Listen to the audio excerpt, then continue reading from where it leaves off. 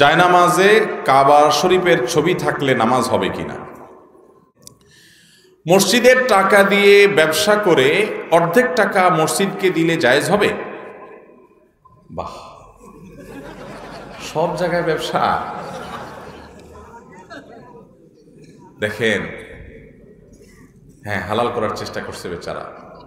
অনেকে তো এই চিন্তাও করে না। অনেক মসজিদের ক্যাশিয়াররা আছে, বলে হুজুর টাকা ভাঙি আবার আমি রেখে দেই, তার মানে হাওলাত নেই মসজিদ থেকে। এটা জায়েজ হবে না। মসজিদের টাকা ক্যাশিয়ার সাহেবের কাছে থাকুক, আর সেক্রেটারি সাহেবের কাছে থাকুক, আর সভাপতি সাহেবের কাছে থাকুক, আর ইমাম সাহেবের কাছে থাকুক, যার কাছেই থাকুক না কেন, এটা আমানত। এটা কি?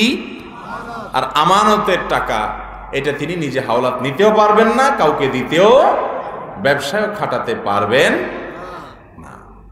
আপনি নিজের টাকা আপনি ব্যবসায় খাটান, সেখানে আপনি টাকা দিয়া ব্যবসার লাভের ভাগ নেন, সেটা জায়েজ হতে পারে। কিন্তু আপনি যদি মসজিদের টাকাকে এরকম কোনো জায়গায় ইনভেস্ট করে বলেন যে ঠিক আছে, টাকা ইনভেস্ট করতে আমি একা খাই নাই, মসজিদেরও অর্ধেক দিছি, এটা কি হবে না? জায়েজ হবে।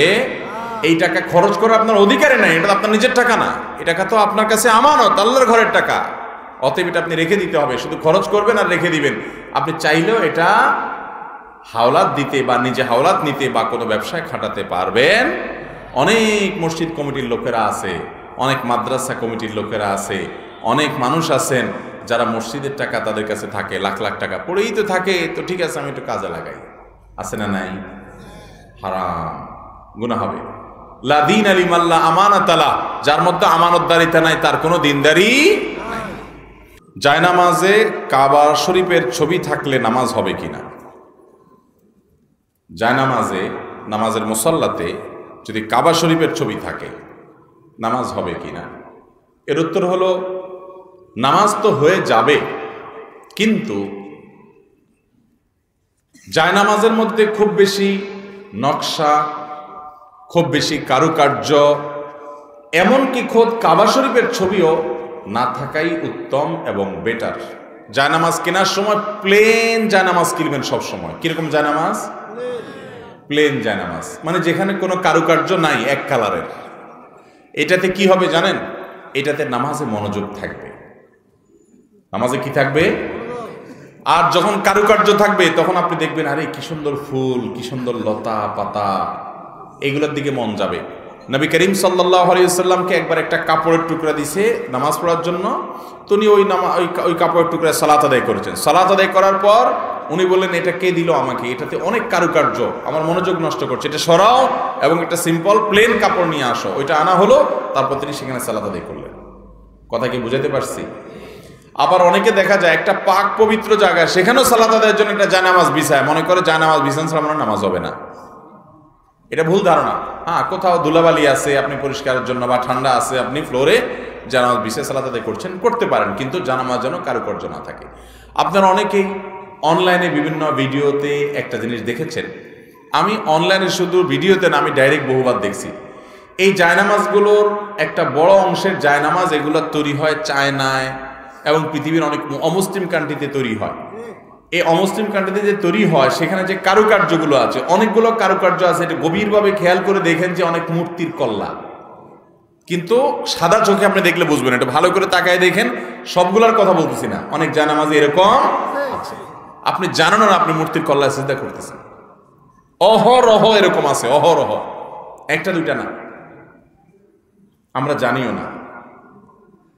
তো যাই হোক, মূর্তির কল্লা থাকুক আর না থাকুক, ফুলের ছবি থাকুক না কেন, এটা আপনার মনোযোগকে নষ্ট করবে। এই জন্য মনোযোগ রাখার জন্য সেজদার এরিয়াতে আপনার এমন কিছু না রাখাই উচিত।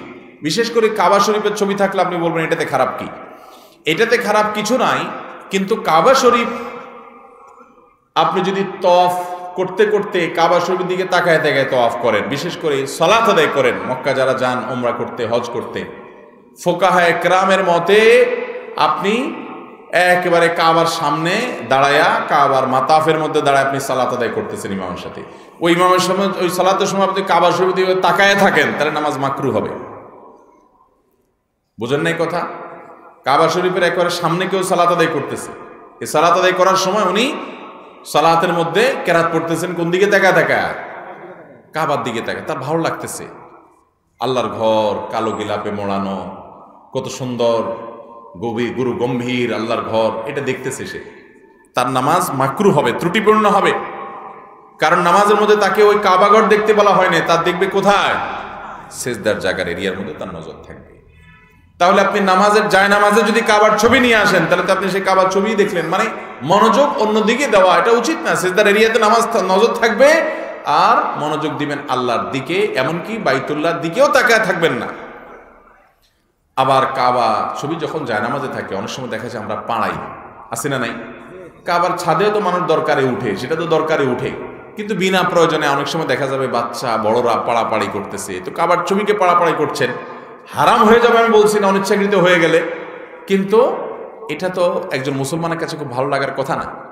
তো এই জন্য এ ধরনের জায়নামাজ না কেনা ভালো। কিন্তু যদি এগুলো কিনে ফেলেন, এগুলোতে নামাজ হবে, কিন্তু আবার ভুল বুঝিয়েন না যে আমি ফতোয়া দিছি নামাজ হবে না, নামাজ হয়ে যাবে, কিন্তু এটা না করতে পারলে ভালো হয়। প্লেন জায়নামাজে নামাজ পড়ুন, দেখবেন মনোযোগ ধরে রাখা সহজ হয়, গম্ভীর থাকে, হ্যাঁ, একটা ভারত্ব থাকে।